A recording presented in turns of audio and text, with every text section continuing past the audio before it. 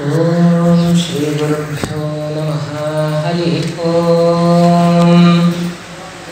ನಾರಾಯಣಂ ಸುರಗುರುಂ ಜಗದೇಕನಾಥಂ ಭಕ್ತಪ್ರಿಯಂ ಸಕಲಲೋಕನಮಸ್ಕೃತಂ ಚ ತ್ರೈಗುಣ್ಯವರ್ಜಿತಮಜಂ ವಿಭುಮಾದ್ಯಮೀಶಂ ವಂದೇ ಭವಘ್ನಮರಾಸುರಸಿದ್ಧವಂದ್ಯಂ.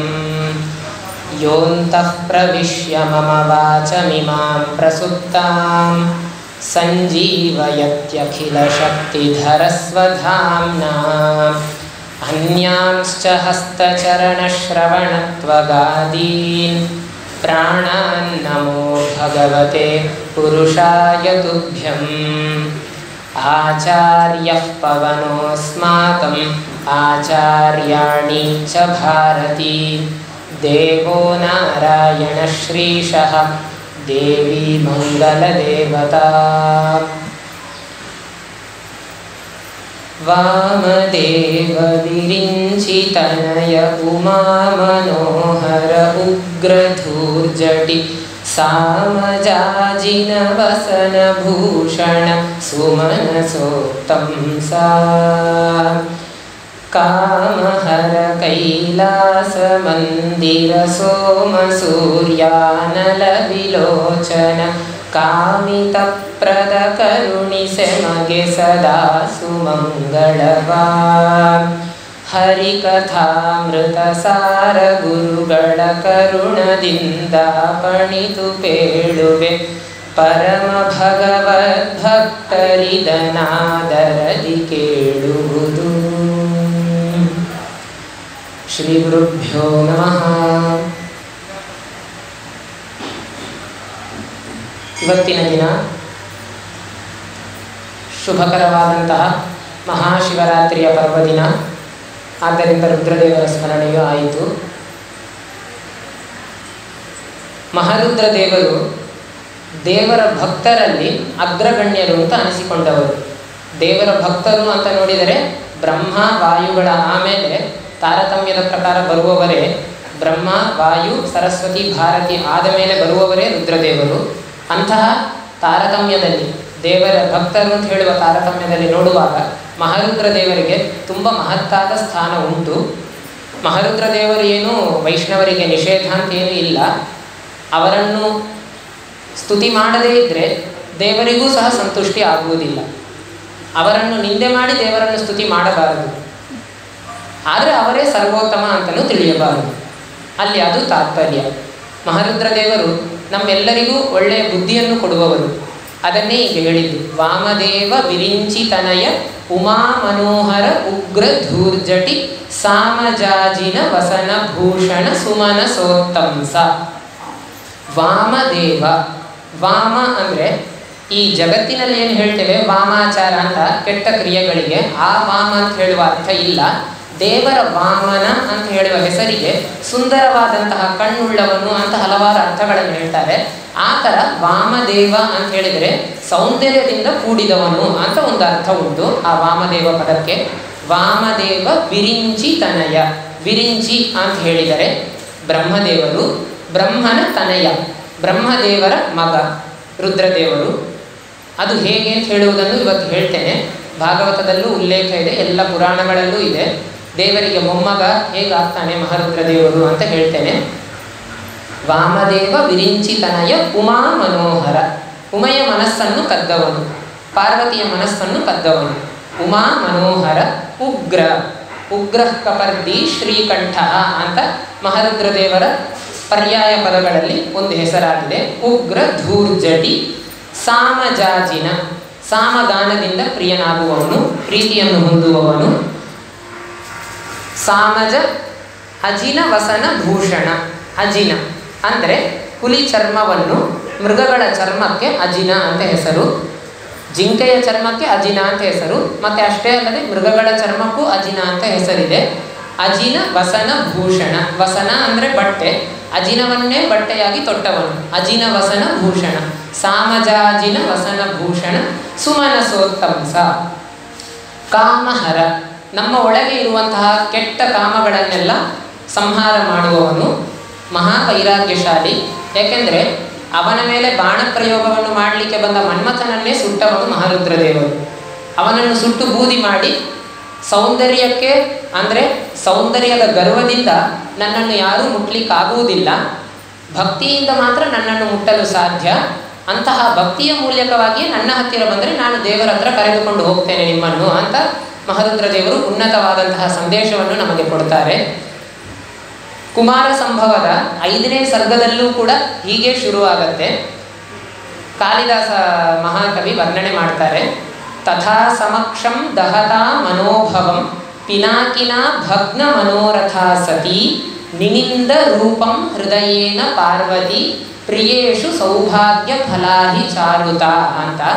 ಕುಮಾರ ಸಂಭವದ 5ನೇ ಸರ್ಗದ ಶುರುವೇ ಹೀಗಿದೆ. 4ನೇ ಸರ್ಗದ ಕೊನೆಯಲ್ಲಿ ಆ ಮನ್ಮಥನನ್ನು ಭಸ್ಮ ಮಾಡುವುದು ರತಿಯ ವಿಲಾಪ. ನನ್ನ ಗಂಡನನ್ನು ಹೀಗೆ ಮಾಡಿಬಿಟ್ಟಿರಲ್ಲ ಅಂತ ರತಿ ವಿಲಾಪ ಮಾಡ್ತಾಳೆ. ಹಾಗೆ 4ನೇ ಸರ್ಗ ಅಲ್ಲಿ ಮುಗಿಯತ್ತೆ. 5ನೇ ಸರ್ಗ ಶುರುವಾಗುವುದೇ ಈ ಥರ. ತಥಾ ಸಮಕ್ಷಂ ದಹತಾ ಮನೋಭವಂ. ಮನ್ಮಥನನ್ನು ಸುಟ್ಟು ಬೂದಿ ಮಾಡಿದಂತಹ ಮಹಾರುದ್ರ ದೇವರನ್ನು ನೋಡಿ ಪಾರ್ವತಿ ದೇವಿ ಬೆಚ್ಚಿ ಹೋದಳಂತೆ. ಯಾಕೆಂದರೆ ಇವಳು ತನ್ನ ಸೌಂದರ್ಯದಿಂದ ಅವರನ್ನು ವಶೀಕರಿಸಬಹುದು ಅಂತ ಹೇಳುವ ನಿಟ್ಟಿನಲ್ಲಿ ಕಾವ್ಯದ ಪ್ರಕಾರ, ವಾಸ್ತವಿಕತೆಯ ಪಾರ್ವತಿ ದೇವಿಗೂ ಆ ಜ್ಞಾನ ಉಂಟು, ಸೌಂದರ್ಯದಿಂದ ನನ್ನ ನಾಥನನ್ನು ಒಲಿಸಲು ಸಾಧ್ಯವಿಲ್ಲ, ಭಕ್ತಿಯಿಂದ ಒಲಿಸಬೇಕು ಅಂತ. ಕಾವ್ಯದ ನಿಟ್ಟಿನಲ್ಲಿ, ಯಾಕಂದರೆ ಅಪಾರೇ ಕಾವ್ಯ ಸಂಸಾರೇ ಕವಿರೇಕ ಪ್ರಜಾಪತಿ ಅಂತ ಅಪಾರವಾದಂತಹ ಕಾವ್ಯ ಸಂಸಾರ. ಈ ಕಾವ್ಯ ಸಂಸಾರ ಸಮುದ್ರದಂತೆ ಇದೆ, ಪಾರು ಮಾಡಲಿಕ್ಕೆ ಆಗುವುದೇ ಇಲ್ಲ. ಅಂತಹ ಸಮುದ್ರದಂತೆ ಇರುವಂತಹ ಕಾವ್ಯ ಸಂಸಾರದಲ್ಲಿ ಕವಿರೇಕ ಪ್ರಜಾಪತಿ. ಪ್ರಜಾಪತಿ ಅಂದರೆ ಸ್ರಷ್ಟ ಪ್ರಜಾಪತಿರ್ ವೇದಾ ಅಂತ ಬ್ರಹ್ಮದೇವರಿಗೆ ಹೆಸರು. ಇಲ್ಲಿ ಅಪಾರವಾದಂತಹ ಪಾರು ಮಾಡಲಿಕ್ಕೆ ಆಗದೇ ಇರುವಂತಹ ಕಾವ್ಯವೆಂಬ ಆ ಕವಿತ್ವವೆಂಬ ಸಂಸಾರ ಆ ಸಮುದ್ರಕ್ಕೆ ಬ್ರಹ್ಮ ಕವಿಯೇ ಆಗಿದ್ದಾನೆ. ಅವನು ಯಾವುದನ್ನು ಬೇಕಾದರೂ ಸೃಷ್ಟಿ ಮಾಡಬಹುದು, ಯಾವುದನ್ನು ಬೇಕಾದರೂ ಸೃಷ್ಟಿ ಮಾಡದೆ ಹೋಗಬಹುದು. ಅಂದರೆ ಇದೇ ಅಂತ ಹೇಳುವ ಪದಾರ್ಥವನ್ನು ಇಲ್ಲ ಅಂತ ಹೇಳುವ ಸಾಮರ್ಥ್ಯ ಉಂಟು, ಇಲ್ಲ ಅಂತ ಹೇಳುವ ಪದಾರ್ಥವನ್ನು ಇದೆ ಅಂತ ಹೇಳುವ ಸಾಮರ್ಥ್ಯ ಕವಿಗೆ ಉಂಟು ಅಂತ. ಅಂತಹ ಅಪಾರವಾದಂತಹ ಕಾವ್ಯ ಸಂಸಾರದಲ್ಲಿ ಕವಿಯೇ ಬ್ರಹ್ಮನಾಗಿದ್ದಾನೆ. ಆದ್ದರಿಂದ ಅವನ ನಿಟ್ಟಿನಲ್ಲಿ ಕವಿ ಆ ಕಾವ್ಯದ ಪ್ರಕಾರ ನೋಡಿದರೆ ತನ್ನ ಸೌಂದರ್ಯದಿಂದ ದೇವರನ್ನು ವಶೀಕರಿಸಬಹುದು ಅಂತ ಹೇಳಿ ಮಹಾರುದ್ರ ದೇವರ ಹತ್ರ ಬಂದಂತಹ ಪಾರ್ವತಿ ಕಣ್ಣು ಮುಂದೆ ಭಸ್ಮವಾಗಿ ಬಿದ್ದಿರುವಂತಹ ಮನ್ಮಥನನ್ನು ನೋಡಿದ ಕೂಡಲೇ ಇವಳ ಆಶೆಯೂ ಸಹ ಭಸ್ಮವಾಗಿ ಹೋಯಿತು. ನಿನಿಂದ ರೂಪಂ ಹೃದಯೇನ ಪಾರ್ವತಿ, ತನ್ನದೇ ಆದಂತಹ ರೂಪ ಏನುಂಟು ಸೌಂದರ್ಯ, ಅದನ್ನು ನಿಂದಿಸಿಕೊಂಡಳಂತೆ ದೇವಿ, ಪಾರ್ವತಿ ದೇವಿ. ಏನಿದು ನನ್ನ ರೂಪ, ಏನಿದು, ಯಾವುದಕ್ಕೆ ಪ್ರಯೋಜನ? ಯಾವುದಕ್ಕೂ ಪ್ರಯೋಜನ ಇಲ್ಲ. ಸೌಂದರ್ಯದಿಂದ ನನ್ನ ನಾಥನನ್ನು ಒಲಿಸಬಹುದು ಅಂತ ನಾನು ನೋಡಿದೆ, ವಶೀಕರಿಸಬಹುದು ಅಂತ, ಅದು ಸಾಧ್ಯವಿಲ್ಲ. ನನ್ನ ಸ್ವಾಮಿಗೆ ಎಂತಹ ಸೌಂದರ್ಯವೂ ಅವನನ್ನು ಒಳಪಡಿಸಲಿಕ್ಕೆ ಆಗುವುದಿಲ್ಲ ಯಾವುದೇ ವಿಧವಾದಂತಹ ಸೌಂದರ್ಯದಿಂದ ಅಂತ ತಿಳಿದಳು ಅಂತ ಬರುತ್ತೆ. ಅಂತಹ ಕಾಮಹರ, ಕಾಮದಿಂದ ನಾವು ಅವನ ಹತ್ರ ಹೋಗ್ಲಿಕ್ಕೆ ಆಗುವುದಿಲ್ಲ. ಕಾಮಹರ ಅಂದರೆ ಒಂದು ಅರ್ಥ ಮದನೋ ಮನ್ಮಥೋ ಮಾರ ಪ್ರದ್ಯುಮ್ನೋ ಮೀನಕೇತನಃ ಅಂತ ಹೇಳಿ ಬರುತ್ತೆ. ಕಾಮ ಅಂದರೆ ಮನ್ಮಥ ಅಂತ ಎಲ್ಲರಿಗೂ ಗೊತ್ತಿದೆ. ಅಂತಹ ಕಾಮನನ್ನು ಸಂಹಾರ ಮಾಡಿದವನು, ಸುಟ್ಟು ಬೂದಿ ಮಾಡಿದವನು ಮಹಾರುದ್ರ ದೇವರು ಕಾಮಹರ. ಮತ್ತೆ ನಮ್ಮ ಮನಸ್ಸಿನಲ್ಲಿ ಇರುವಂತಹ ಕೆಟ್ಟ ಕಾಮಗಳನ್ನು ದೂರ ಮಾಡ್ತಾರೆ. ಒಳ್ಳೆಯ ಕಾಮನೆಗಳನ್ನು ರುದ್ರದೇವರು ಮಹಾರುದ್ರದೇವರು ಯಾವತ್ತೂ ಅಡ್ಡಿ ಆಗುವುದಿಲ್ಲ. ಅದಕ್ಕೆ ಒಳ್ಳೆಯ ಕಾಮನೆಗಳಿಗೆ, ಕೆಟ್ಟ ಕಾಮನೆಗಳಿಗೆ ಅಡ್ಡಿಯಾಗ್ತಾರೆ ಅವರು, ಅದನ್ನು ನಾಶ ಮಾಡ್ತಾರೆ. ಅದು ಅವರ ಹತ್ರ ಭಕ್ತಿಪೂರ್ವಕವಾಗಿ ನಾವು ಬೇಡಿದರೆ, ನಾವು ನಿಜವಾದ ದೇವರ ಭಕ್ತರಾಗಿದ್ದರೆ ನಮ್ಮ ಮನಸ್ಸಿನಲ್ಲಿ ಬರುವಂತಹ ಕುಕಾಮನೆಗಳನ್ನು ಸಮೂಲವಾಗಿ ನಾಶ ಮಾಡ್ತಾರೆ ಮಹಾರುದ್ರ ದೇವರು. ಕಾಮಹರ ಕೈಲಾಸ ಮಂದಿರ, ಕೈಲಾಸವನ್ನೇ ಮಂದಿರವಾಗಿ ಕೊಂಡವನು. ಮಂದಿರ ಅಂದರೆ ಗುಡಿ ಅಂತ ಅರ್ಥ ಇಲ್ಲ, ಮನೆಗೆ ಮಂದಿರ ಅಂತ ಒಂದು ಹೆಸರುಂಟು. ಕೈಲಾಸ ಮಂದಿರ, ಕೈಲಾಸ ಪರ್ವತವೇ ಅವರ ಮನೆಯಾಗಿದೆ. ಕಾಮಹರ ಕೈಲಾಸ ಮಂದಿರ ಸೋಮ ಸೂರ್ಯಾನಲ ವಿಲೋಚನ, ಸೋಮ ಸೂರ್ಯ ಅನಲ ವಿಲೋಚನ. ಅನಲ ಅಂದರೆ ಬೆಂಕಿ, ಸೋಮ ಅಂದರೆ ಚಂದ್ರ, ಸೂರ್ಯ ಅಂದರೆ ಸೂರ್ಯದೇವರು, ಅದು ಹಾಗೆ ಉಂಟಲ್ಲಿ. ಸೋಮ ಸೂರ್ಯಾನಲ ವಿಲೋಚನ, ಸೋಮ ಸೂರ್ಯಾನಲ ವಿಲೋಚನ, ವಿಕೃತವಾದಂತಹ ಲೋಚನ, ಎಲ್ಲರಿಗೂ ಇರುವಂತೆ ಇರುವ ಕಣ್ಣಿಲ್ಲ. ವಿರೂಪಾಕ್ಷ ಅಂದರೆ ತುಂಬ ಕ್ರೂರವಾಗಿರುವಂತಹ ಕಣ್ಣು ಅಂತಲ್ಲ, ನಮಗೆಲ್ಲ ಒಳಕಣ್ಣು, ಮೂರನೇ ಕಣ್ಣು ಒಳಗಿದೆ ಅಂತ ಹೇಳಿದರೆ, ಅಂದರೆ ಒಳಕಣ್ಣಿನಿಂದ ನೋಡು ಅಂತ ಹೇಳ್ತಾರಲ್ಲ. ಭಗವದ್ಗೀತೆಯಲ್ಲಿ ಕೂಡ ದೇವರು ಹೇಳ್ತಾರೆ, ದಿವ್ಯಂ ದದಾಮಿ ತೇ ಚಕ್ಷುಹು ಅಂತ. ನಿನ್ನ ಈ ಕಣ್ಣುಗಳು ಏನಿವೆಯೋ, ಈ ಕಣ್ಣುಗಳಿಂದ ನನ್ನ ವಿಶ್ವರೂಪವನ್ನು ನೀನು ನೋಡ್ಲಿಕ್ಕೆ ಸಾಧ್ಯವಿಲ್ಲ. ಎಷ್ಟೋ ವೇದಗಳು ಓದಿದರೆ ತಪಸ್ಸು ಮಾಡಿದರೆ ಸಿಗದಂತಹ ರೂಪವನ್ನು ನಾನು ನಿನಗೆ ತೋರಿಸ್ತೇನೆ ಅಂತ ಪರಮಾತ್ಮ ಅರ್ಜುನನ ಮೇಲೆ ಇರುವ ಪ್ರೀತಿಯಿಂದ ತೋರಿಸ್ತಾನೆ. ಅಂತಹ ವಿಶ್ವರೂಪ ದರ್ಶನವನ್ನು ಮಾಡಿಸುವಾಗ ದೇವರು ನುಡಿಯುವಂತಹ ಮಾತಿದು, ದಿವ್ಯಂ ದದಾಮಿ ತೇ ಚಕ್ಷುಹು, ನಿನಗೆ ನಾನು ಮತ್ತೊಂದು ದಿವ್ಯ ಚಕ್ಷುಷನ್ನು ಕೊಡುತ್ತೇನೆ, ಅದರ ಮೂಲಕವಾಗಿ ನನ್ನ ಈ ವಿಶ್ವರೂಪ ದರ್ಶನವನ್ನು ನೋಡು ಅಂತ ಅರ್ಜುನನಿಗೆ ದಯಪಾಲಿಸ್ತಾನೆ ದೇವರು. ಹಾಗೆ ಒಳಗಿರುವಂತಹ ಒಳಕಣ್ಣು ಅಂತ ಏನಿದೆಯೋ ಅದು ಮಹಾರುದ್ರ ದೇವರಿಗೆ ಹೊರಗೆ ಹಣೆಯಲ್ಲಿ ಕಾಣಿಸಿಕೊಳ್ತಾ ಇದೆ. ಅಂತಹ ಸೋಮ ಸೂರ್ಯಾನಲ ವಿಲೋಚನ, ವಿಕೃತವಾದಂತಹ ಲೋಚನ ಉಳ್ಳವರು, ಆದರೂ ಸುಂದರರು, ಪರಮ ಸುಂದರ ಮಹಾರುದ್ರ ದೇವರು. ಸೋಮ ಸೂರ್ಯಾನಲ ವಿಲೋಚನ ಕಾಮಿತಪ್ರದ ಕರುಣಿಸೆಮಗೆ ಸದಾ ಸುಮಂಗಳವ. ಕಾಮಿತಪ್ರದ, ನಾವು ಏನೇನೆಲ್ಲ ಬೇಡ್ತೇವೋ ಅದೆಲ್ಲ ಮಹಾರುದ್ರ ದೇವರು ಕೊಡ್ತಾರೆ, ಒಳ್ಳೆಯ ಕಾಮನೆಯಾಗಿದ್ದರೆ ಮಾತ್ರ. ಅಂತಹ ಕಾಮನೆಗಳನ್ನು ಖಂಡಿತವಾಗಿ ಈಡೇರಿಸ್ತಾರೆ ಮಹಾರುದ್ರ ದೇವರು. ಅಂತಹ ಹೇ ಮಹಾರುದ್ರ ದೇವ, ನೀನು ನನಗೆ ಸದಾ ಸುಮಂಗಳವನ್ನು ಕರುಣಿಸು ಅಂತ ಜಗನ್ನಾಥದಾಸರು ತನ್ನ ಹರಿಕಥಾಮೃತ ಸಾರದಲ್ಲಿ ಸ್ತುತಿ ಮಾಡ್ತಾರೆ. ಅಂತಹ ಮಹಾರುದ್ರ ದೇವರು ಎಲ್ಲರಿಗೂ, ಭಗವದ್ ಭಕ್ತರಾದಂತಹ ನಮ್ಮೆಲ್ಲರಿಗೂ ಒಳ್ಳೆಯ ಬುದ್ಧಿಯನ್ನು ಕೊಡಲಿ ಅಂತ ಈ ಮಹಾಶಿವರಾತ್ರಿ ದಿನದಲ್ಲಿ ಬೇಡ್ತಾ ಇದ್ದೇನೆ. ಇಲ್ಲಿ ಈಗ ರುಕ್ಮಿಣೀಶ ವಿಜಯಕ್ಕೆ ಬರೋಣ. ನಿನ್ನೆಯ ದಿನ ಹೇಳಿದಂತೆ ದೇವರಿಗೆ ಸಮರ್ಪಿಸಲು, ಕಂಠಕ್ಕೆ ಹಾಕಲು ಸುಂದರವಾದಂತಹ ಒಂದು ಮಾಲೆಯನ್ನು ಕೈಯಲ್ಲಿ ಇಟ್ಟುಕೊಂಡು ನಿಂತಿದ್ದಾಳೆ. ಎಂತಹ ಹಾರ ಅಂದರೆ ಅದರಲ್ಲಿ ಚಂಪಕ ಹೂ ಉಂಟು, ತಾವರೆ ಇದೆ, ಗರಿಕೆ ಇದೆ, ಕೇದಿಗೆ ಇದೆ, ಮತ್ತು ನೀಲೋತ್ಪಲ ನೈದಿಲೆ ಉಂಟು, ತುಳಸಿ ಉಂಟು. ಪ್ರತಿಯೊಂದು ದೇವತೆಯರಿಗೂ ಒಂದೊಂದು ಪತ್ರಗಳು ಆಗುವುದಿಲ್ಲ. ಅಂದರೆ ಪತ್ರಗಳಂದರೆ ಆ ಪತ್ರಗಳು ಸರಿ, ಅದರಲ್ಲಿ ಅರಳುವಂತಹ ಹೂವು ಸರಿ. ಗಣಪತಿಗೆ ತುಳಸಿ ಆಗುವುದಿಲ್ಲ, ದುರ್ಗೆಗೆ ಗರಿಕೆ ಆಗುವುದಿಲ್ಲ, ಶಂಕರನಿಗೆ ಮಹಾರುದ್ರ ದೇವರಿಗೆ ಕೇದಿಗೆ ಹೂವು ಆಗುವುದಿಲ್ಲ, ಚಂದ್ರನಿಗೆ ತಾವರೆ ಆಗುವುದಿಲ್ಲ, ಸೂರ್ಯನಿಗೆ ನೈದಿಲೆ ಆಗುವುದಿಲ್ಲ. ಹೀಗೆ ಎಲ್ಲರಿಗೂ ಒಬ್ಬೊಬ್ಬರಿಗೆ ಒಂದೊಂದು ಹೂವು ಆಗುವುದಿಲ್ಲ, ಒಂದೊಂದು ಅದರ ಪತ್ರಗಳು ಆಗುವುದಿಲ್ಲ. ಆದರೆ ನಮ್ಮ ದೇವರಿಗೆ ಯಾವುದೇ ವಿಧವಾದಂತಹ ವಿರೋಧವಿಲ್ಲ, ಎಲ್ಲ ಹೂವು ಅವನಿಗೆ ಬರುತ್ತೆ. ಆದ್ದರಿಂದ ಅಂತಹ ಎಲ್ಲ ಹೂವುಗಳಿಂದಲೂ ಕೂಡಿದಂತಹ ಒಂದು ಹಾರವನ್ನು ರಚಿಸಿ ತನ್ನ ಕೈಯಲ್ಲಿ ಹಿಡಿದುಕೊಂಡು ನಿಂತಿದ್ದಾಳೆ ಮಹಾಲಕ್ಷ್ಮೀ ದೇವಿ. ಅದು ಎಂತಹ ಹಾರವಾಗಿದೆ ಅಂತ ಕೇಳಿದರೆ, ಯಾರು ಸ್ವೀಕಾರ ಮಾಡದಂತಹ ಹಾರ. ಅಂದರೆ ಯಾರು ಸ್ವೀಕಾರ ಮಾಡಲಿಲ್ಲ ಅಂದರೆ, ನಮ್ಮ ತಾರತಮ್ಯ ಪ್ರಕಾರ ದೇವರು ಸ್ವೀಕಾರ ಮಾಡಿದ್ದನ್ನೇ ಮಹಾಲಕ್ಷ್ಮೀ ದೇವಿ ಸ್ವೀಕಾರ ಮಾಡ್ತಾಳೆ, ಮಹಾಲಕ್ಷ್ಮೀ ದೇವಿ ಸ್ವೀಕಾರ ಮಾಡಿದ್ದನ್ನೇ ಬ್ರಹ್ಮವಾಯುಗಳು, ಆಮೇಲೆ ಮಹಾರುದ್ರ ದೇವರು, ಮತ್ತೆ ಆಮೇಲೆ ಅವರ ಕೆಳಗಿರುವವರು. ಹೀಗೆ ಒಬ್ಬೊಬ್ಬರು ತಾರತಮ್ಯದ ಪ್ರಕಾರ ಅವರವರ ಕೆಳಗೆ ಇರುವವರು ಹಿರಿಯರು ಸ್ವೀಕಾರ ಮಾಡಿದ್ದನ್ನು ಕೆಳಗೆ ಇರುವವರು ಸ್ವೀಕಾರ ಮಾಡುವುದು ಅಂತ ಸಂಪ್ರದಾಯ. ಹಾಗೆ ಅಲ್ಲೂ ಉಂಟು, ದೇವತೆಗಳಲ್ಲೂ. ಅಂತಹದ್ರಲ್ಲಿ ಈ ಹಾರ ಯಾರೂ ಮುಟ್ಟಲಿಲ್ಲ, ಯಾರೂ ವಾಸನೆ ನೋಡಿಲ್ಲ. ಯಾಕೆಂದರೆ ಮೂಸಿ ನೋಡಿಬಿಟ್ರೆ, ವಾಸನೆ ನೋಡಿಬಿಟ್ರೆ ಅದು ನಿಷಿದ್ಧ, ದೇವರಿಗೆ ಏರಿಸ್ಲಿಕ್ಕೆ ಆಗುವುದಿಲ್ಲ ಯಾವುದುವೇ. ಸಾಧಾರಣವಾಗಿ ಒಂದು 4 ದಿನಕ್ಕೆ ಹಿಂದೆ ಹೇಳಿದ್ದೆ, ದೇವರಿಗೆ ನಾವು ಸಮರ್ಪಿಸಬೇಕಾದ ಹೂ ಹೇಗಿರಬೇಕಂದ್ರೆ ಹೇಳ್ತಾರೆ, ಬೆಳಗಿನ ಜಾವ ದುಂಬಿಗಳು ಬಂದು ಆ ಹೂವಿನಲ್ಲಿ ಇರುವಂತಹ, ಅಂದರೆ ಒಳ್ಳೆಯ ಸುವಾಸನೆ ಉಳ್ಳಂತಹ ಹೂವಿನಲ್ಲಿರುವಂತಹ ಜೇನನ್ನು ಹೀರ್ಲಿಕ್ಕಿಂತ ಮುನ್ನ ಆ ಹೂವನ್ನು ನಾವು ತೆಗೆಯಬೇಕಂತೆ. ಅಷ್ಟು ಬೇಗ ಎದ್ದು ಆ ಹೂವನ್ನು ಶೇಖರ ಮಾಡಿ ನಾವು ದೇವರಿಗೆ ಏರಿಸಬೇಕಂತ. ಅದು ನಮಗೆ ಸಾಧ್ಯವಿಲ್ಲ, ಆಗುವುದೂ ಇಲ್ಲ. ಆದಷ್ಟು ಏರಿಸುವ ಹೂವನ್ನು ಭಕ್ತಿಯಾಗಿ ಏರಿಸಬೇಕಷ್ಟೇ. ಆ ಥರ ಅಷ್ಟು ಶುದ್ಧವಾಗಿರಬೇಕು. ಜೇನನ್ನದು ಶೇಖರಿಸುವುದಕ್ಕಿಂತ ಮುನ್ನ ನಾವು ಹೋಗಿ ಆ ಹೂವನ್ನು ತೆಗೆಯಬೇಕಂತ, ಅದು ಸಾಧ್ಯವೇ ಇಲ್ಲ. ದುಂಬಿಗಳು ಚುರುಕಾಗಿರುತ್ತೆ, ನಾವು ನಿದ್ದೆ ಮಾಡ್ತಾ ಇರ್ತೀವಿ ಎಲ್ಲರೂ, ನಮಗೆ ಏಳಲಿಕ್ಕೆ ಸಮಯ ಆಗುತ್ತೆ. ಹಾಗೆ ಅಷ್ಟು ಪವಿತ್ರವಾಗಿ, ಅಂದರೆ ಅಷ್ಟು ಶುದ್ಧವಾಗಿರಬೇಕು ಅಂತ ಹೇಳ್ತಾರೆ. ಅಂತಹ ಹೂವಿನ ಮಾಲೆಯಾಗಿದೆ ಇದು. ಏನು ಅಂತ ಕೇಳಿದರೆ, ಹರೇ ಪ್ರಸಾದೈಕ ಭುಜಾಂ ಸುರಾಣಾಂ ಇಮಾಂ ಪ್ರದಾಸ್ಯಾಮಿ ಕಥಂ ತ್ವಿತೀವ ರಮಾ ಪ್ರಮೋದೋತ್ಥಿತ ರೋಮರಾಜಿಃ ಸಮರ್ಪಯಾಮಾಸ ಮುಕುಂದ ಕಂಠೇ. ಈ ಗ್ರಂಥದ ಏನು ಹೆಸರಿದೆಯೋ ರುಕ್ಮಿಣೀಶ ವಿಜಯ ಅಂತ, ಅಂದರೆ ಯಾವ ಒಂದು ಘಟನೆಯನ್ನು ಮುಖ್ಯಾಂಶವಾಗಿ ಇಟ್ಟುಕೊಂಡು ರಾಜರು ಮಾಡಿದ್ದಾರೋ ಅಂತಹ ಶುಭ ಘಟನೆ, ಶುಭ ಗಳಿಗೆ ಈಗ ಬಂತು. ದೇವರ ಕಂಠಕ್ಕೆ ಹಾರವನ್ನು ದೇವಿ ಸಮರ್ಪಿಸಿದ್ದಾಳೆ, ದೇವರ ಮದುವೆ ಆಗಿದೆ. ಹರೇಹೇ ಪ್ರಸಾದೈಕ ಭುಜಾಂ ಸುರಾಣ, ಹರೇ ಪ್ರಸಾದೈಕ ಭುಜಾಂ, ಹರಿಯ ಪ್ರಸಾದವನ್ನು ಮಾತ್ರ ಸ್ವೀಕಾರ ಮಾಡುವಂತಹ ಸುರರು. ಹರೇ ಪ್ರಸಾದೈಕ ಭುಜಾಂ ಸುರಾಣಾಂ ಇಮಾಂ ಪ್ರದಾಸ್ಯಾಮಿ ಕಥಂ ತ್ವಿತೀವ. ಈ ಹಾರವನ್ನು, ಅಂತಹ ಈ ಹಾರವನ್ನು ದೇವರು ಸ್ವೀಕಾರ ಮಾಡಿದ್ದನ್ನು ಮಾತ್ರ ಸ್ವೀಕಾರ ಮಾಡುವಂತಹ ಏನು ದೇವತೆಯರ ಗುಂಪಿದೆಯೋ ಅಂತಹ ದೇವತೆಯರ ಮುಂದೆ ಅವರೆಲ್ಲರನ್ನೂ ಮುಂದೆ ಇಟ್ಟುಕೊಂಡು ಈ ಹಾರವನ್ನು ದೇವರ ಸರ್ವೋತ್ತಮನಾದಂತಹ ಆ ಪರಮಾತ್ಮನ ಕತ್ತಿಗೆ ಹಾಕಿದಳು ಅಂತ ಹೇಳ್ತಾರೆ. ರಮಾ ಪ್ರಮೋದೋತ್ಥಿತ ರೋಮರಾಜಿ, ದೇವರನ್ನು ಕೈ ಹಿಡಿತಾ ಇದ್ದೇನೆ ಅಂತ ಹೇಳುವ ಸಂತೋಷದಲ್ಲಿ ಅವಳ ಕೂದಲುಗಳೆಲ್ಲ ರೋಮಗಳೆಲ್ಲ ಎದ್ದು ನಿಲ್ತಾ ಉಂಟಂತೆ, ರೋಮಹರ್ಷಣ ಆಗ್ತಾ ಉಂಟು ಮಹಾಲಕ್ಷ್ಮೀ ದೇವಿಗೆ.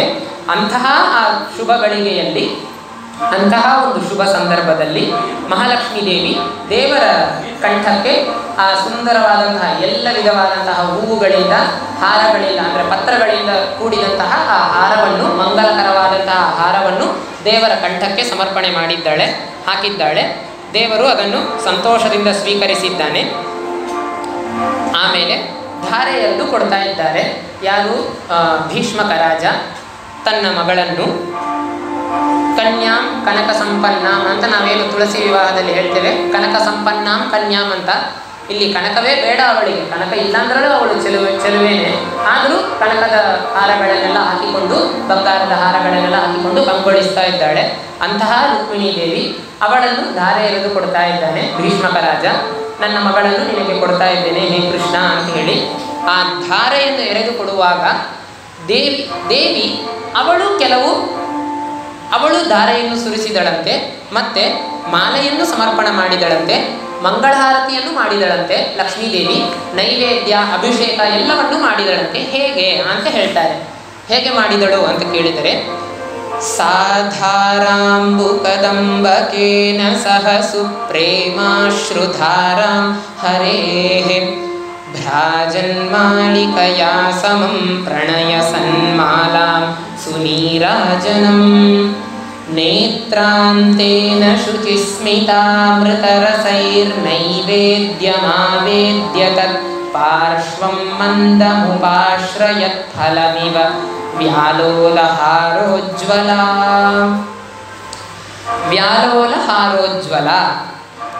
ದೇವರು ಸಮರ್ಪಣೆ ಮಾಡಿದಂತಹ ಅಂದರೆ ದೇವರು ಹಾಕಿದಂತಹ ಹಾರವು ಅವಳ ಕತ್ತಿನಲ್ಲಿ ಶೋಭಿಸ್ತಾ ಇದೆ.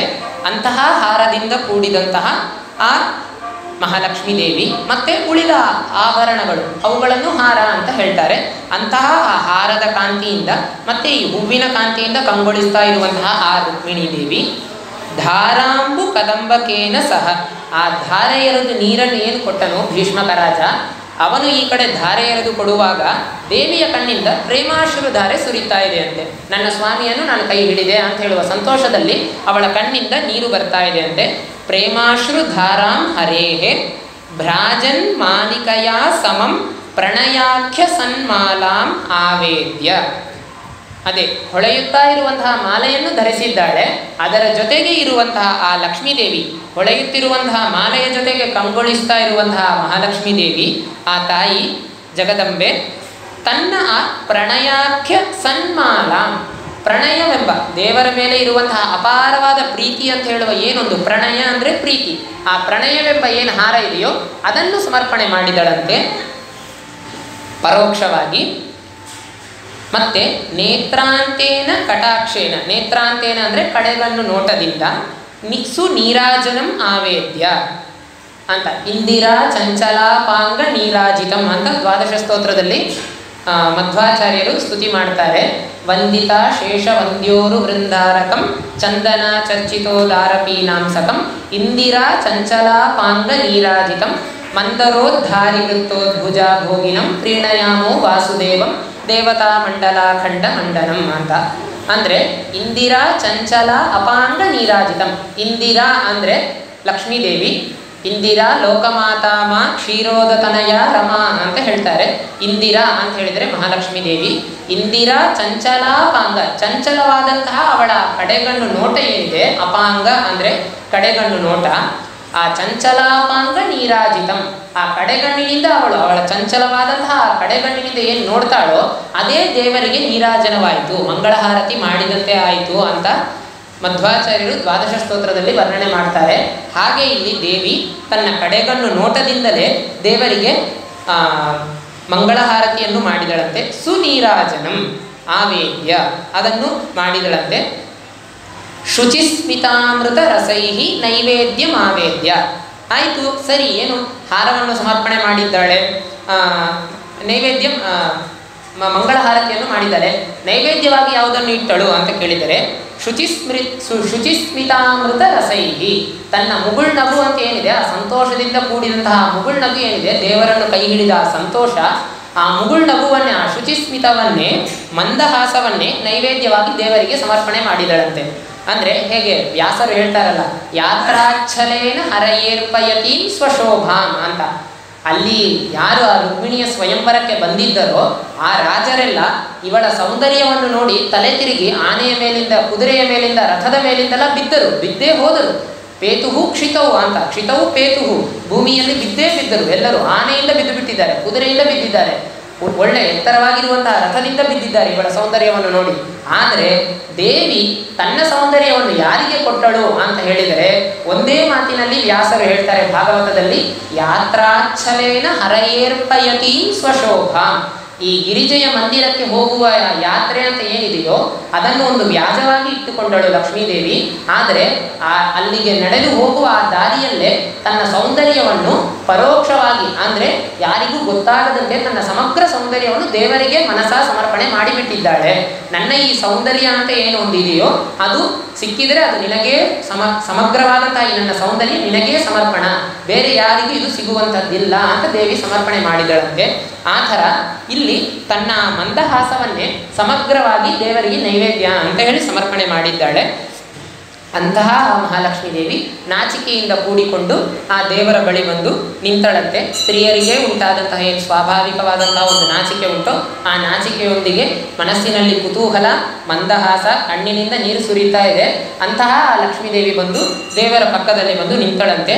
ಕೊನೆಗೂ ರುಕ್ಮಿಣಿ ಕೃಷ್ಣರ ವಿವಾಹ ಸುಸಂಪನ್ನವಾಗಿದೆ, ಮದುವೆ ಆಗಿದೆ. ಇಲ್ಲಿ ಅಕ್ಷತೆಯನ್ನು ಹಾಕ್ತಾ ಇದ್ದಾರೆ. ನಾರ್ಯೋಕ್ಷತಾನ್ ಪ್ರವವೃಷುರ್ನವ ಕುಂಕುಮಾಭಾನ್ ಸಂಗೀತ ಮಂಗಲ ಕಥಾ ಸಮಲಂಕೃತಾಂಗ್ಯಃ ಸೌವರ್ಣವಿಷ್ಟರಗತೌ ಸದಯೈರಪಾಂಗೈಃ ಕನ್ಯಾವರೌ ಚ ಫಲಮಕ್ಷಯಮೇವ ತಾಸಾಂ. ನಾರ್ಯಃ ಸುವಾಸಿನಿಯರೆಲ್ಲ ಆಶೀರ್ವಾದ ಮಾಡ್ತಾ ಇದ್ದಾರೆ. ಅಂದರೆ ಆಶೀರ್ವಾದ ಮಾಡ್ತಾ ಇದ್ದಾರಂದರೆ ಬಹುಶಃ ತಲೆಗೆ ಹಾಕಿದರು ಅಂತ ತಿಳಿಯಬಾರದು, ದೇವರಿಗೆ ಪಾದಕ್ಕೆ ಸಮರ್ಪಣೆ ಮಾಡಿದರು ಅಂತ ಇರಬೇಕು. ಯಾಕೆಂದರೆ ದೇವರಿಗೆ ನಾವು ತಲೆಗೆ ಅಕ್ಷತೆ ಹಾಕಲಿಕ್ಕಿಲ್ಲ, ದೇವರಿಗೆ ಪಾದಕ್ಕೆ ಹಾಕಿ ನಾವು ನಮಸ್ಕಾರ ಮಾಡಬೇಕೇ ಹೊರತು ದೇವದೇವಿಯರಿಗೆ ನಾವು ತಲೆಗೆ ಹಾಕಲಿಕ್ಕಿಲ್ಲ. ಯಾವುದೇ ದೇವರಿಗೆ ಹಾಕಲಿಕ್ಕಿಲ್ಲ, ಮಹಾರುದ್ರ ದೇವರಾಗಲಿ, ಬ್ರಹ್ಮದೇವರು, ವಾಯುದೇವರು, ಯಾರಿಗೂ ಹಾಕಲಿಕ್ಕಿಲ್ಲ. ದೇವತೆಗಳಿಗೆ ಹಾಕಲಿಕ್ಕಿಲ್ಲ, ಅವರಿಗೆ ಹಾಕುವ ಯೋಗ್ಯತೆ ನಮಗಿಲ್ಲ ಅಂತ ಹೇಳುವಾಗ ಎಲ್ಲರಿಗಿಂತ ಮೇಲೆ ಇರುವವನು ಸರ್ವೋತ್ತಮನಾದಂತಹ ಕೃಷ್ಣನಿಗೆ ಸರ್ವತಾ ತಲೆಯಲ್ಲಿ ಅಕ್ಷತೆ ಹಾಕಲಿಕ್ಕೆ ಅರ್ಹತೆ ನಮಗಿಲ್ಲ, ಹೀಗೆ ತಿಳಿಯಬೇಕು. ಅಲ್ಲಿ ಇದ್ದಂತಹ ಸುವಾಸಿನಿಯರೆಲ್ಲ ಒಳ್ಳೆಯ ಹಾಡುಗಳನ್ನು ಹಾಡುತ್ತಾ ದೇವರ ಪಾದಕ್ಕೆ ಅಕ್ಷತೆಯನ್ನು ಸಮರ್ಪಣೆ ಮಾಡಿದ್ದಾರೆ. ಆ ಅಕ್ಷತೆಯ ಜೊತೆಗೆ ದೇವರು ಇವರಿಗೆ ಏನನ್ನು ಕೊಟ್ಟ ಅಂತ ಕೇಳಿದರೆ ಕ್ಷತ ಅಂತ ಹೇಳಿದರೆ ಕ್ಷಯವನ್ನು ಹೊಂದುವುದು ಅಂತ ಅರ್ಥ. ಸಂಸ್ಕೃತದಲ್ಲಿ ಕ್ಷತ ಅಂದರೆ ಗಾಯಗೊಂಡಿದ್ದು, ಕ್ಷಯವನ್ನು ಹೊಂದುವುದು ಅಂತ. ಅಕ್ಷಯ, ಅಕ್ಷತ ಅಂತ ಹೇಳಿದರೆ ಭಿನ್ನವಾಗದೇ ಇರುವುದು. ಕ್ಷತ ಅಂದರೆ ಭಿನ್ನವಾಗಿದ್ದು, ಒಡೆದು ಹೋಗಿದ್ದು, ಗಾಯಗೊಂಡಿದ್ದು. ಆ ಅಕ್ಷತೆ, ಮಂತ್ರಾಕ್ಷತೆ ಕಾಳು ಹೇಗಿರಬೇಕಂದ್ರೆ ಅಕ್ಕಿ ಸಂಪೂರ್ಣವಾಗಿರಬೇಕು, ಒಡೆದಿರಬಾರ್ದು. ಈ ಕಡೆ ಆ ಕಡೆ ತುದಿಯೆಲ್ಲ ಒಡೆದು ಹೋಗಿರಬಾರ್ದು. ಅಂತಹ ಸಂಪೂರ್ಣವಾಗಿರುವಂತಹ ಒಳ್ಳೆಯ ಅಕ್ಕಿಯಲ್ಲಿ ಮಂತ್ರಾಕ್ಷತೆಯನ್ನು ಮಾಡಬೇಕು. ಅದಕ್ಕೆ ಮಂತ್ರಪೂರ್ವಕವಾಗಿ ಅಂತಹ ಅಕ್ಷತೆಯನ್ನು, ಮೊದಲು ಅದಕ್ಕೆ ಅಕ್ಷತೆ ಅಂತ ಹೇಳ್ತಾರೆ, ಅಂದರೆ ಕ್ಷತವಾಗದೇ ಇರುವುದರಿಂದ ಅದು ಅಕ್ಷತೆ. ಆದರೆ ಅದಕ್ಕೆ ಮಂತ್ರಪೂರ್ವಕವಾಗಿ ಅಭಿಮಂತ್ರಣ ಮಾಡಿದಾಗ ಅದು ಮಂತ್ರಾಕ್ಷತೆ ಆಗುತ್ತೆ. ವೇದ ಮಂತ್ರಗಳ ಪುರಸ್ಸರ ಅದರಲ್ಲಿ ಆ ಮಂತ್ರದ ಶಕ್ತಿಯನ್ನು ಇಳಿಸ್ತಾರೆ. ಅದರಲ್ಲಿ ಆ ಶಕ್ತಿಯನ್ನು ಇರಿಸಿ ಅದು ಆಮೇಲೆ ಮಂತ್ರಾಕ್ಷತೆ ಅಂತ ಅನಿಸಿಕೊಳ್ಳುತ್ತೆ. ಅಂತಹ ಆ ಮಂತ್ರಾಕ್ಷತೆಯನ್ನು ಈ ನಾರಿಯರೆಲ್ಲ ದೇವರ ಪಾದಕ್ಕೆ, ನಾರಿಯರು ಮತ್ತು ಪುರುಷರು ಸಹ ಇರಬೇಕು, ಪುರುಷರು ನಾರಿಯರು ಎಲ್ಲರೂ ದೇವರ ಪಾದಕ್ಕೆ ಸಮರ್ಪಣೆ ಮಾಡಿದ್ದಾರೆ. ಅಕ್ಷತ ಅಂತ ಹೇಳಕ್ಕೆ ಬಂದಿದ್ದೇನು? ಕ್ಷತ ಅಂದರೆ ಗಾಯಗೊಂಡಿದ್ದು, ಒಡೆದು ಹೋಗಿದ್ದು, ನಾಶ ಹೊಂದುವುದು, ಹೀಗೆ ಅರ್ಥ. ಅಕ್ಷತ ಅಂದರೆ ನಾಶ ಹೊಂದದೇ ಇರುವುದು, ಒಡೆಯದೇ ಚೆನ್ನಾಗಿರುವುದು, ಗಾಯವಾಗದೆ ಸಮಗ್ರ ಚೆನ್ನಾಗಿರುವುದು ಅಂತ ಅರ್ಥ. ಹಾಗೆ ಈ ಅಕ್ಷತೆಯನ್ನು ಸಮರ್ಪಣೆ ಮಾಡಿದ್ದಾರೆ. ದೇವರು ಸಹ ಏನು ಮಾಡಿದ್ದಾನೆ ಅಂತ ಕೇಳಿದರೆ ಸೌವರ್ಣ ವಿಷ್ಟರಗತವು ಸದಯೈಹಿ ಅಪಾಂಗೈಹಿ. ಸೌವರ್ಣ ವಿಷ್ಟರಗತವು, ಬಂಗಾರದ ಆಸನದಲ್ಲಿ ಕುಳಿತುಕೊಂಡಿದ್ದಾರೆ ಇವರಿಬ್ಬರು, ಲಕ್ಷ್ಮೀನಾರಾಯಣರು ಅಂದರೆ ರುಕ್ಮಿಣಿ ಕೃಷ್ಣರು. ಇವರಿಬ್ಬರು ಅಕ್ಷತೆಯನ್ನು ಸಮರ್ಪಣೆ ಮಾಡಿದಂತಹ ನಾರಿಯರಿಗೆ, ಪುರುಷರಿಗೆ ಎಲ್ಲರಿಗೂ ಸದಯೈರಪಾಂಗೈಹಿ ಕರುಣೆಯಿಂದ ಕೂಡಿದಂತಹ ಕಡೆಗಣ್ಣು ನೋಟದಿಂದಲೇ ಆ ಕನ್ಯಾವರವು, ಆ ಕನ್ಯೆ ಮತ್ತು ವರ ಇಬ್ಬರು ಫಲಂ ಅಕ್ಷಯಮೇವ ತಾಸಾಂ ಅಕ್ಷಯವಾದಂತಹ ಫಲವಾದಂತಹ ಮೋಕ್ಷವನ್ನೇ ಕೊಟ್ಟರು. ತಮ್ಮ ಮದುವೆಯನ್ನು ಬಂದು ನೋಡಿ ಕೃತಾರ್ಥರಾದಂತಹ ಈ ಎಲ್ಲ ಜನರಿಗೂ ಅಕ್ಷಯವಾದಂತಹ ಫಲವನ್ನೇ ಇತ್ತರು ಅಂತ ರಾಜರು ಹೇಳ್ತಾರೆ. ನಾಶರಹಿತಂ ಮೋಕ್ಷಾಖ್ಯಂ ವವರ್ಷತು ಮೋಕ್ಷವನ್ನೇ ಸುರಿಸಿಬಿಟ್ಟ ದೇವ. ಇವರೆಲ್ಲ ಅಕ್ಷತೆಯನ್ನು ಸುರಿಸಿದರು ಅವರ ಅವನ ಪಾದಕ್ಕೆ. ಆ ಅಕ್ಷತೆಯನ್ನು ಕೊಟ್ಟದ್ದಕ್ಕೆ ದೇವರು ಸಂತೋಷಪಟ್ಟು ಅಕ್ಷಯವಾದಂತಹ ಮೋಕ್ಷವನ್ನೇ ಕೊಟ್ಟ ಅವರಿಗೆ. ತನ್ನ ಕಡೆಗಣ್ಣು ನೋಟದಿಂದಲೇ ನಿಮಗೆಲ್ಲ ನಿಮ್ಮ ಆಯುಷ್ಯ ಆದ ಬಳಿಕ ಮೋಕ್ಷ ಖಂಡಿತ ಉಂಟು ಅಂತ ಹೇಳದೆ ಹೇಳಿದ್ದಾನೆ, ಕರುಣಿಸಿದ ಅಂತ ಹೇಳ್ತಾರೆ ರಾಜರು. ಆಮೇಲೆ ಮುಂದೆ ದೇವರ ಆ ಒಂದು ಮದುವೆ ಆದ ಮೇಲೆ ಆಗುವಂತಹ ವೈಭವಗಳು ಹೀಗೆ ಮುಂದೆ ಕತೆ ಹೋಗುತ್ತೆ. ಅದರಲ್ಲಿ ಒಂದೇ ಒಂದು ವಿಷಯ, ಆಮೇಲೆ ಈ ಲಾಜಹೋಮವನ್ನು ಮಾಡಿದ್ದಾರೆ ದಂಪತಿಯರು. ಲಾಜಹೋಮವನ್ನು ಮಾಡಿ ಅಗ್ನಿಯನ್ನು ಪ್ರದಕ್ಷಿಣೆ ಬಂದಿದ್ದಾರೆ. ಅದನ್ನು ಹೇಳ್ತಾರೆ ರಾಜರು. ಇಲ್ಲಿಯೂ ಹೇಳಿದ್ದಾರೆ ರುಕ್ಮಿಣೀಶ ವಿಜಯದಲ್ಲೂ. ಇದನ್ನೇ ಶೋಭನೆಯಲ್ಲೂ ಸ್ವಲ್ಪ ವಿನೋದವಾಗಿ ಹೇಳ್ತಾರೆ. ಏನು ಅಂತ ಕೇಳಿದರೆ, ಗೃಹೀತ ಪಾಣಿ ಕಿಲ ಚಕ್ರತುಸ್ತೌ ಪ್ರದಕ್ಷಿಣಂ ಲಾಜ ಸಮೇಧಿತಾಗ್ನೇಃ ವಧೂವರೌ ರಮ್ಯ ರಹಸ್ಯ ಗೋಷ್ಠ್ಯಾಂ ವಿಧಾತುಮಾತ್ಮೀಯಮಿವಾಸ್ಯಗಂ ತಂ. ದೇವರ ಮುಖದಿಂದ ಇಂದ್ರ ಮತ್ತು ಅಗ್ನಿ ಬಂದರು ಅಂತ ಋಗ್ವೇದ ಹೊಗಳ್ತಾ ಇದೆ. ಮುಖಾದಿಂದ್ರಶ್ಚಾಗ್ನಿಶ್ಚ ಪ್ರಾಣಾದ್ವಾಯುರಜಾಯತ. ನಮಗೆಲ್ಲ ಉಸಿರಾಡಬೇಕಂದ್ರೆ ಪ್ರಾಣರೂಪಕನಾದಂತಹ, ಪ್ರಾಣ ಅಂತ ಅನಿಸಿಕೊಂಡಂತಹ ವಾಯುದೇವರು ಒಳಗೆ ಇರಬೇಕು. ದೇವರಿಗೆ ಪ್ರಾಣ ಹುಟ್ಟೇ ಇಲ್ಲ, ಆಮೇಲೆ ತಾನೇ ಸಾವು. ಅವನಿಗೆ ಯಾವ ಪ್ರಾಣದ ಅವಶ್ಯಕತೆಯೂ ಇಲ್ಲ. ಅವನ ಪ್ರಾಣದಿಂದ ಜನಿಸಿದವನು ಈ ಪ್ರಾಣದೇವರು. ಪ್ರಾಣಾದ್ ವಾಯುರಜಾಯತ, ದೇವರ ಪ್ರಾಣದಿಂದ ಉಂಟಾದವರು ಪ್ರಾಣದೇವರು ಅಂತ ಅನಿಸಿಕೊಂಡಂತಹ ವಾಯುದೇವರು. ಇಲ್ಲಿ ಮುಖಾದಿಂದ್ರಶ್ಚಾಗ್ನಿಶ್ಚ, ಮುಖದಿಂದ ಇಂದ್ರ ಮತ್ತು ಅಗ್ನಿ ಹುಟ್ಟಿದ್ದಾರೆ. ಅಂತಹ ಅಗ್ನಿಯನ್ನು ದೇವರೇನು ಮಾಡಿದ ಅಂತ ತುಂಬ ವಿನೋದವಾಗಿ ಹೇಳ್ತಾರೆ. ಮತ್ತು ಇದೇ ರುಕ್ಮಿಣೀಶ ವಿಜಯದಲ್ಲಿ ದೇವರು ಮೊದಲೊಮ್ಮೆ ಆಕಳುಗಳನ್ನು ಮೇಯಿಸಿಕೊಂಡು ತನ್ನ ಗೋಪಾಲಕರ ಜೊತೆಗೆ, ಗೆಳೆಯರ ಜೊತೆಗೆ ಕಾಡಿಗೆ ಬಂದಾಗ ಕಾಡಿಗಿಚ್ಚು ಹಚ್ಚಿಕೊಳ್ಳುತ್ತೆ ಆ ಕಾಡಿನಲ್ಲಿ. ಆಗ ಎಲ್ಲರನ್ನೂ ಕಣ್ಣು ಮುಚ್ಚು ಅಂತ ಹೇಳಿದ. ಬಲರಾಮ ದೇವರನ್ನು ಬಿಟ್ಟು, ಬಲರಾಮನನ್ನು ಬಿಟ್ಟು. ಬಲರಾಮನಿಗೆ ಗೊತ್ತಿದೆ ಶೇಷಾಂಶ ಸಂಭೂತರು ಸ್ವಯಂ ನಾರಾಯಣ ಇವನು ಅಂತ ಅವರಿಗೆ ಅರಿವಿದೆ. ಉಳಿದವರೆಲ್ಲರನ್ನು ಕಣ್ಣು ಮುಚ್ಚಿರಿ, ನಾನು ನಿಮ್ಮನ್ನು ಕಾಪಾಡ್ತೇನೆ ಅಂತ ದೇವರು ಹೇಳಿದನಂತೆ. ಏನು ಮಾಡಿದ? ಒಂದೇ ನಿಮಿಷದಲ್ಲಿ ಆ ಕಾಡುಗಿಚ್ಚನ್ನು ಕುಡಿದೇ ಬಿಟ್ಟ ದೇವರು. ಬಡ ಬಡ ಬಡ ಅಂತ ಆ ಬೆಂಕಿಯನ್ನು ತನ್ನೊಳಗೆ ಸೇರಿಸಿಕೊಂಡ. ಆ ಒಂದು ಘಟನೆಯನ್ನು ರಾಜರು ಹೇಳ್ತಾರೆ. ಏನು ಆಶ್ಚರ್ಯ, ಇದನ್ನು ನೀವು ಬೇಕಂದ್ರೆ ಹೊಗಳ್ರಿ, ನಾನು ಹೊಗಳುವುದಿಲ್ಲ ಅಂತ ಹೇಳ್ತಾರೆ ರಾಜರು. ವಾಸ್ತವಿಕವಾಗಿ ಅವರಿಗೆ ಪೂಜ್ಯ ಭಾವ ಉಂಟು, ಅಂದರೂ ಇದನ್ನು ಒಂದು ವಿನೋದವಾಗಿ ಹೇಳ್ತಾರೆ. ಏನು ಅಂತ ಕೇಳಿದರೆ, ಅಗ್ನಿ ತನ್ನದೇ ಆದಂತಹ ತವರು ಮನೆಗೆ ಹೋಗಿದೆ ಅಷ್ಟೇ, ಅದರಲ್ಲಿ ದೊಡ್ಡ ಆಶ್ಚರ್ಯ ಏನೂ ಇಲ್ಲ. ಅಗ್ನಿ ಎಲ್ಲಿಂದ ಬಂತೋ ಅಲ್ಲಿಗೆ ಮತ್ತೆ ಹೋಗಿದೆ, ಇದರಲ್ಲಿ ಆಶ್ಚರ್ಯ ಪಡಲಿಕ್ಕೇನಿದೆ? ಎಲ್ಲವನ್ನೂ ಸೃಷ್ಟಿ ಮಾಡಿದ ಭಗವಂತ ತನ್ನ ಬಾಯಿಂದಲೇ ಅಗ್ನಿಯನ್ನು ಸೃಷ್ಟಿ ಮಾಡಿದ ಮತ್ತು ಆ ಅಗ್ನಿಯನ್ನು ತನ್ನೊಳಗೆ ತೆಗೆದುಕೊಂಡ ಅವನು ಅಷ್ಟೇ. ಇದನ್ನು ಹೊಗಳಲಿಕ್ಕೆ ಇಲ್ಲಿ ಏನು ದೊಡ್ಡ ವಿಷಯ ಇಲ್ಲ. ಅವನನ್ನು ಈ ವಿಷಯವನ್ನು ಹೇಳಿ ನೀವು ಹೊಗಳುವುದಿದ್ರೆ ಹೊಗಳಿ, ನಾನು ಹೊಗಳುವುದಿಲ್ಲ ಅಂತ ಹೇಳ್ತಾರೆ. ಅದರ ಒಳಗರ್ಥ ಪೂಜ್ಯ ಭಾವ ಉಂಟು, ಆದರೂ ಕಾವ್ಯದಲ್ಲಿ ಮಧ್ಯ ಮಧ್ಯದಲ್ಲಿ ಸ್ವಲ್ಪ ಪರಿಹಾಸವೂ ಇರಬೇಕು, ಅಂದರೆ ವಿನೋದವೂ ಇರಬೇಕು. ಅದು ಕಾವ್ಯಕ್ಕೆ, ಮಹಾಕಾವ್ಯಕ್ಕೆ ಲಕ್ಷಣ.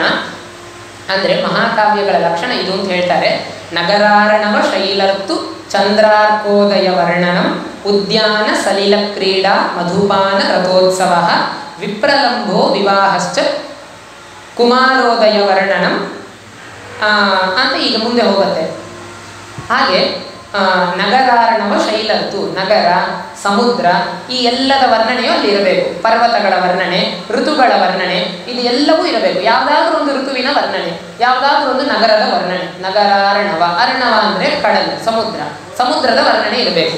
ದ್ವಾರಕಾ ಪಟ್ಟಣದ ವರ್ಣನೆ ಉಂಟು ಇದರಲ್ಲಿ. ದ್ವಾರಕಾ ಪಟ್ಟಣ ಹೇಗಿತ್ತು ಅಂತ ವರ್ಣನೆ ಆಗಿದೆ. ಸಮುದ್ರ, ಆ ಸಮುದ್ರ ತೀರದಲ್ಲಿ ದ್ವಾರಕಾ ಪಟ್ಟಣ ಇದೆ, ಆ ಸಮುದ್ರ ಹೇಗಿತ್ತು ಅಂತ ವರ್ಣನೆ ಆಗಿದೆ. ನಗರಾರ್ಣವ ಶೈಲರ್ತು, ಶೈಲ, ಪರ್ವತಗಳ ವರ್ಣನೆಯೂ ಆಗಿದೆ. ದೇವರು ಆ ಗೋವರ್ಧನ ಪರ್ವತವನ್ನು ಎತ್ತಿದ್ದು, ಆ ಪರ್ವತ ಹೇಗಿತ್ತು, ಎಂತಹ ಪರ್ವತ, ಅದನ್ನು ದೇವರು ಹೇಗೆ ಎತ್ತಿದ, ಎಲ್ಲ ವರ್ಣನೆ ಆಗಿದೆ. ನಗರಾರ್ಣವ ಶೈಲರ್ತು, ಋತು, ಋತು ವರ್ಣನೆ ಇದೆ. ಗ್ರೀಷ್ಮ ಋತು, ವರ್ಷ ಋತು ಅಂತ ಆ ಸಮಯದಲ್ಲಿ ಹೇಗಿತ್ತು ಎಲ್ಲ ಅಂತ ವರ್ಣನೆ ಆಗಿದೆ. ಒಂದೆರಡು ಋತುಗಳ ವರ್ಣನೆಯೂ ಆಗಿದೆ. ನಗರಾರ್ಣವ ಶೈಲರ್ತು ಚಂದ್ರಾರ್ಕೋದಯ ವರ್ಣನ, ಚಂದ್ರ ಸೂರ್ಯರ ಉದಯ ಅಸ್ತಮನ ವರ್ಣನ ಇರಬೇಕು. ಚಂದ್ರಾರ್ಕೋದಯ ವರ್ಣನ, ಉದಯ ವರ್ಣನ, ಉದಯ ವರ್ಣನ ಇರಬೇಕು. ಇರಬೇಕು. ಚಂದ್ರಾರ್ಕೋದಯ ವರ್ಣನಂ. ಉದ್ಯಾನದ ವರ್ಣನೆ ಇರಬೇಕು.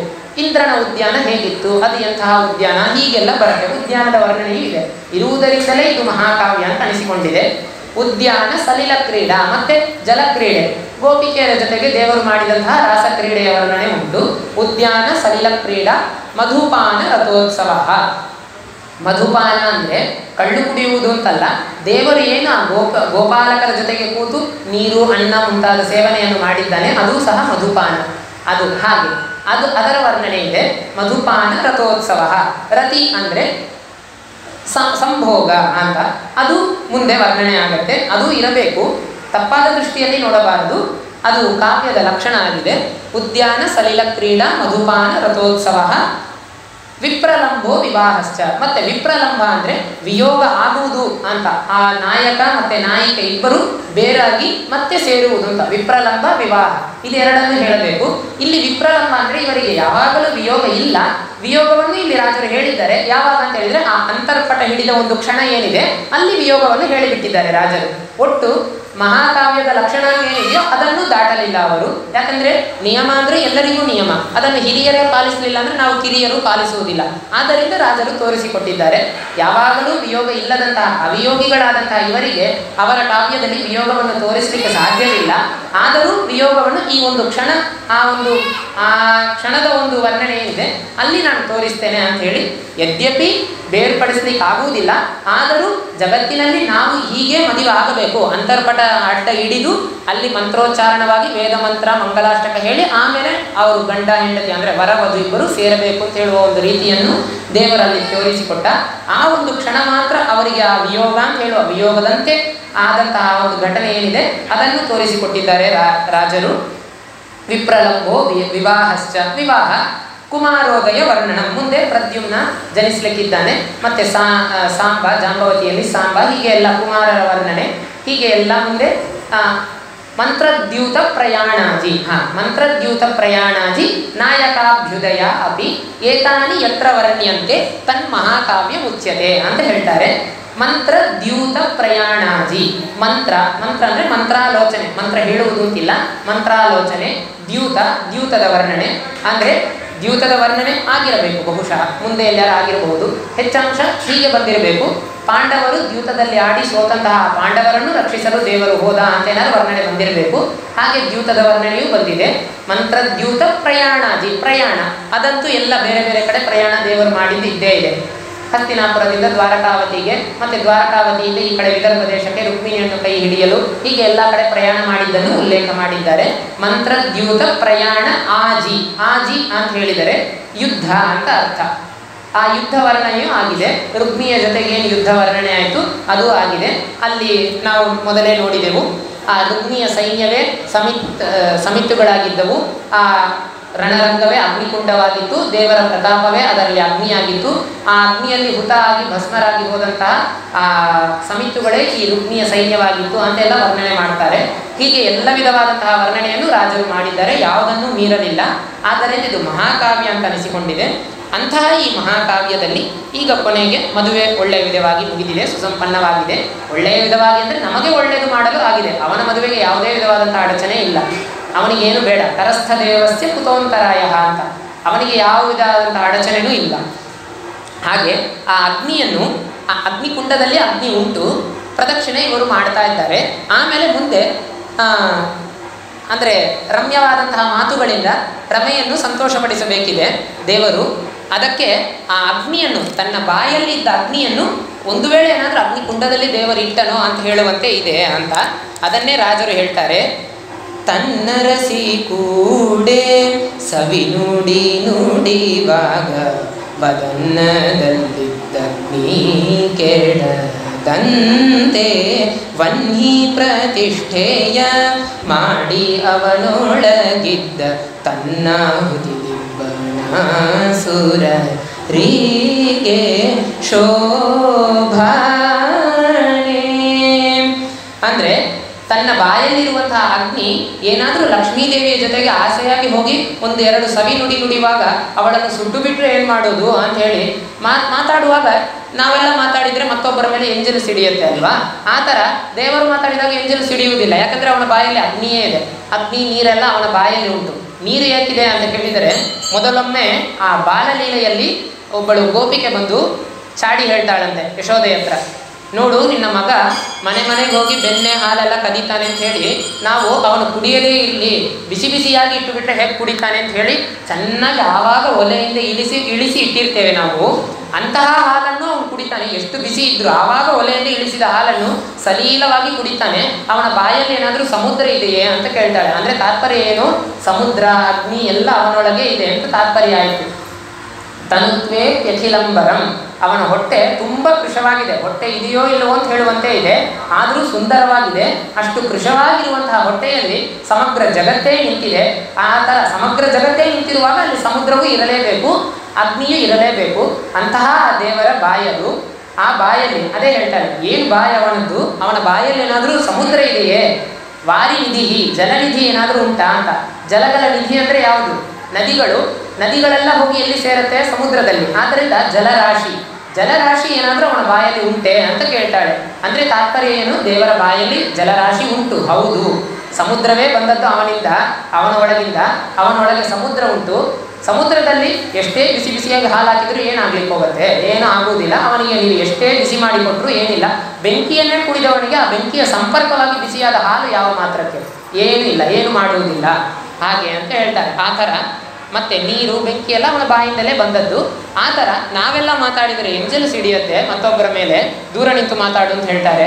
ದೇವರು ಮಾತಾಡುವಾಗ ಅಂದರೆ ಇದು ಒಂದು ವಿನೋದವಾಗಿ ಹೇಳುವಂತೆ, ದೇವರನ್ನು ಅಗ್ನಿಯೇನು ಲಕ್ಷ್ಮೀದೇವಿಯನ್ನು ಸುಡ್ಲಿಕ್ಕಾಗುವುದಿಲ್ಲ, ಸಾಧ್ಯವಿಲ್ಲ.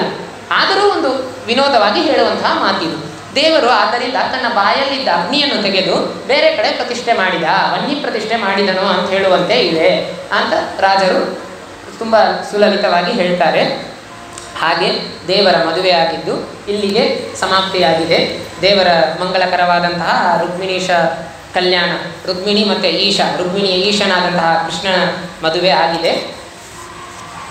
ಮತ್ತು ಈ ರುದ್ರದೇವರು ದೇವರಿಗೆ ಹೇಗೆ ಮೊಮ್ಮಗ ಅಂತ ಹೇಳುವಂತಹ ಒಂದು ಪ್ರಶ್ನೆ, ಅದಕ್ಕೆ ಭಾಗವತ ಸ್ಪಷ್ಟವಾಗಿ ಉತ್ತರವನ್ನು ಕೊಡುತ್ತೆ.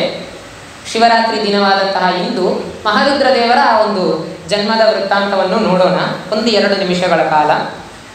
ಸೃಷ್ಟಿ ಮಾಡುವಂಥ ದೇವರು ಆಜ್ಞೆ ಮಾಡಿದ್ದಾನೆ ಬ್ರಹ್ಮದೇವರಿಗೆ.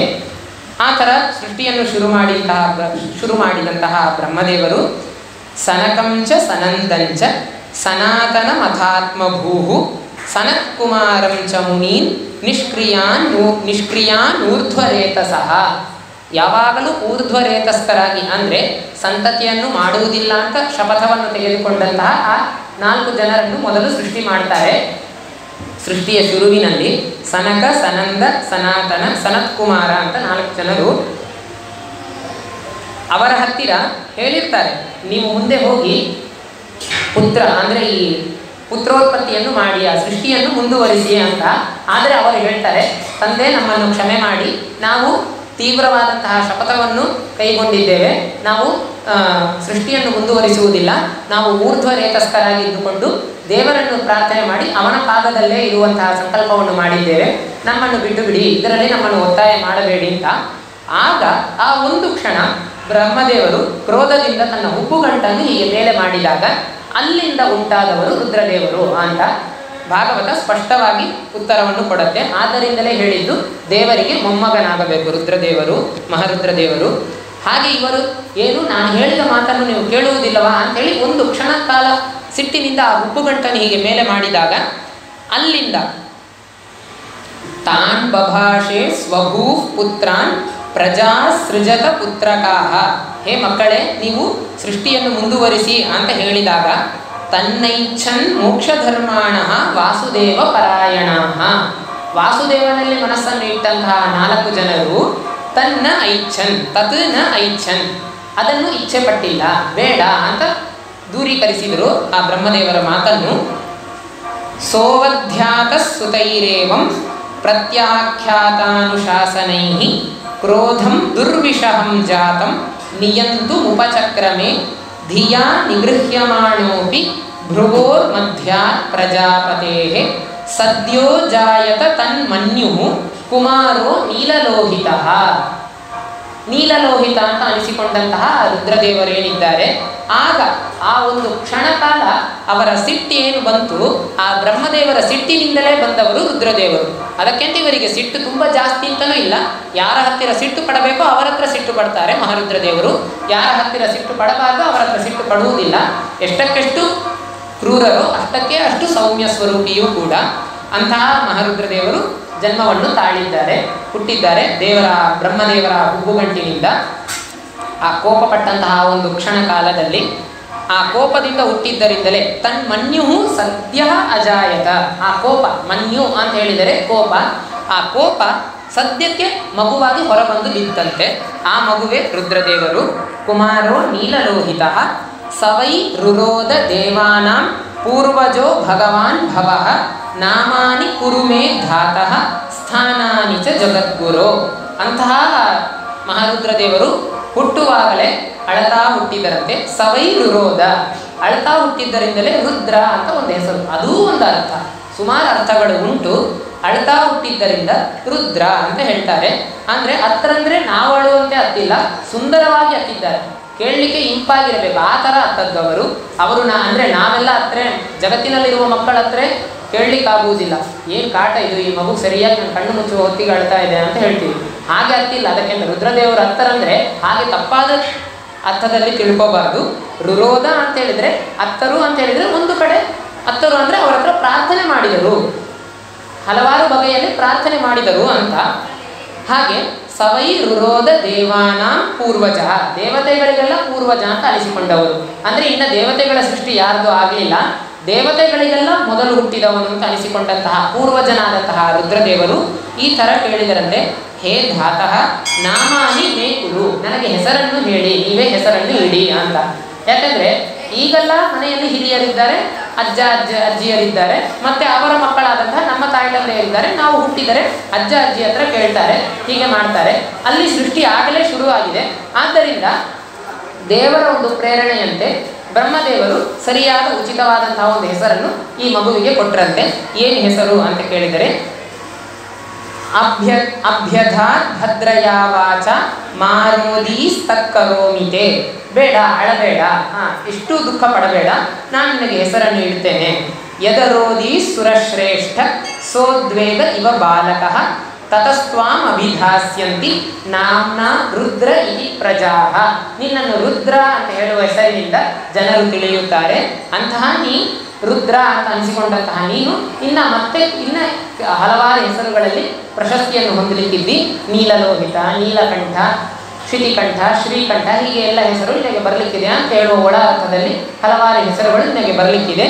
ಮೊಟ್ಟ ಮೊದಲ ಹೆಸರು ನಿನ್ನ ಜನ್ಮಕಾಲದಲ್ಲಿ ಕೊಟ್ಟಂತಹ ಹೆಸರು ರುದ್ರ ಅಂತ. ಅದಕ್ಕೆ ನಾವು ರುದ್ರದೇವರು ಅಂತ ಹೇಳುವುದು. ಮಹಾರುದ್ರದೇವರು, ಮಹಾದೇವ ಅಂತ. ಯಾಕೆ ಅಂತ ಕೇಳಿದರೆ, ದೇವಾನ ಪೂರ್ವಜ, ದೇವರು ಮಹಾಲಕ್ಷ್ಮಿ ಬ್ರಹ್ಮ ವಾಯುವನ್ನು ಬಿಟ್ಟರೆ ಉಳಿದ ಎಲ್ಲ ದೇವತೆಗಳಿಗೂ ಗುರುಸ್ಥಾನದಲ್ಲಿ ಇರುವವರು ಮಹಾರುದ್ರದೇವರು. ಇಂದ್ರಾದಿ ದೇವತೆಗಳಿಗೆಲ್ಲ ಗುರುಸ್ಥಾನದಲ್ಲಿ ಇರುವವರು ಮಹಾರುದ್ರದೇವರು. ಮಹಾರುದ್ರದೇವರಿಗೂ ಗುರುಸ್ಥಾನದಲ್ಲಿರುವವರು ವಾಯುದೇವರು. ಆ ವಾಯುದೇವರಿಗೂ ಮೇಲೆ ಅಂತ ಅನಿಸಿಕೊಂಡಂತಹ ನಮ್ಮ ಪರಮಾತ್ಮ ಎಲ್ಲರಿಗೂ ಗುರುವಾಗಿದ್ದಾನೆ, ಜಗದ್ಗುರು ಅಂತ. ವಾಸ್ತವಿಕವಾಗಿ ನಿಜವಾದ ಜಗದ್ಗುರು ದೇವರು. ನಮ್ಮ ಪಾಲಿಗೆ ಜಗದ್ಗುರುಗಳು ಅಂತ ನೋಡಿದರೆ ಮಧ್ವಾಚಾರ್ಯರು. ದೇವತೆಗಳ ಪಾಲಿಗೆ ನೋಡಿದರೆ ದೇವತೆಗಳು ಮತ್ತು ನಮಗೆಲ್ಲರಿಗೂ ಸಹ ಮಹಾರುದ್ರದೇವರು ಗುರುಗಳೇ. ಆದರೆ ಅವರಿಗೂ ಗುರುಗಳಾದಂತಹ ವಾಯುದೇವರು ನಮಗೆ ಜಗದ್ಗುರುಗಳಾಗಿದ್ದಾರೆ. ಅಂತಹ ಜಗದ್ಗುರುಗಳಾದಂತಹ ಮಧ್ವಾಚಾರ್ಯರ ಪರಂಪರೆಯಲ್ಲಿ ಬರೆದಂತಹ ಶ್ರೀಮದ್ ವಾದಿರಾಜರು ವಿರಚಿಸಿದಂತಹ ಈ ರುಕ್ಮಿಣೀಶ ವಿಜಯ ಏನಿದೆ, ಅದನ್ನು ನನ್ನ ಯಥಾಮತಿ, ನನ್ನ ಮತಿಗೆ ನಿಲುಕಿದಷ್ಟು ಈ 10-11 ದಿನಗಳಲ್ಲಿ ಇಲ್ಲಿ ಪ್ರವಚನವನ್ನು ಮಾಡಿದ್ದೇನೆ. ಈ ಶ್ರೀಕೃಷ್ಣ ಪರಮಾತ್ಮನ ದಿವ್ಯವಾದ ಸನ್ನಿಧಾನದಲ್ಲಿ, ಇಲ್ಲಿ ಇಂತಹ ಒಂದು ಜಾಗದಲ್ಲಿ ಪ್ರವಚನ ಹೇಳಲು ಕಲ್ಪಿಸಿಕೊಟ್ಟಂತಹ ಪರ್ಯಾಯ ಶ್ರೀಗಳವರಿಗೆ ನನ್ನ ನಮಸ್ಕಾರಗಳು, ಹೃತ್ಪೂರ್ವಕ ಧನ್ಯವಾದಗಳು. ಮತ್ತು ಇಲ್ಲಿ ನಾನೇನು ತಪ್ಪಾಗಿ ಹೇಳಿದ್ದೇನೋ ಅದೆಲ್ಲ ನನ್ನದು. ಏನಾದರೂ ಒಂದು 2 ಮಾತು ಸರಿಯಾಗಿದ್ದರೆ ಅದು ದೇವರ ಮತ್ತು ಹಿರಿಯರ ಆಶೀರ್ವಾದ ಅಂತ ಹೇಳ್ತಾ ಈ ಉಪನ್ಯಾಸವನ್ನು ಮುಗಿಸ್ತಾ ಇದ್ದೇನೆ. ಭಾರತೀ ರಮಣ ಮುಖ್ಯ ಪ್ರಾಣಾಂತರ್ಗತ ವೈಷ್ಣಿ ಸತ್ಯ ಸಮೇತ ಶ್ರೀ ಚತುರ್ಭುಜ ಕಾಲೀಯ ಮರ್ದನ ಪ್ರಿಯತಾಂ ಶ್ರೀಕೃಷ್ಣಾರ್ಪಣಮಸ್ತು.